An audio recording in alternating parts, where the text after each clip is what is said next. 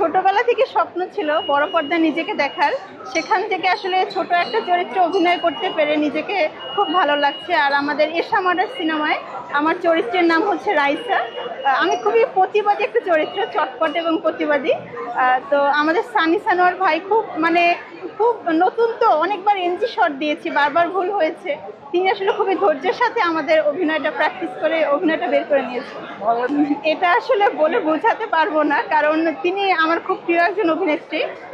তার অভিনয় আমি ছোটবেলা থেকে দেখি, এবং বিশেষ করে আপনার রবীন্দ্রনাথ এখানে কখনো খেতে আসেনি কিংবা রেহানা মারিয়াম নূর আমার অত্যন্ত প্রিয় দুটি কাজ। তো সেই সূত্রে যখন তার সাথে কাজ করলাম, ছোট্ট একটা অভিজ্ঞতার কথা বলি। তার সাথে যখন সিন আসলে গলা শুকিয়ে যাচ্ছিল যে কান চলচ্চিত্র উৎসবে যে অভিনেত্রীর সাথে আমি আসলে কিভাবে অভিনয় করব, বারবার ভুল হচ্ছিল, তখন আপু আমাকে বুঝিয়ে বললেন তুমি পারবে, একটু শান্ত হও, পারবে। তারপর আসলে করেছি। না, এখন আপাতত বড় পর্দার কাজ নেই, তবে ছোট পর্দা নিয়ে ব্যস্ত আছি।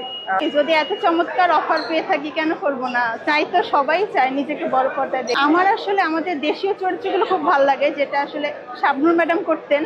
আমার আসলে শাবনূর ম্যাডাম খুবই পছন্দের একজন নায়িকা, তাকে দেখি আসলে বড় পর্দায় নিজেকে দেখার খুব ইচ্ছা ছিল। আছে, আমি তো শাবনূর ম্যাডামের কথা বললাম, তাকে আসলে সেখানে তো সবাই আসলে সুপারস্টারের কথাই বলবে, নিঃসন্দেহে বাংলাদেশের মেগাস্টার শাকিব খানের কথাই আসবে।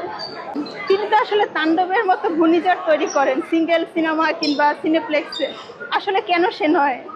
তার তো দুইটাই আছে, এই জন্য তো সে সুপারস্টার।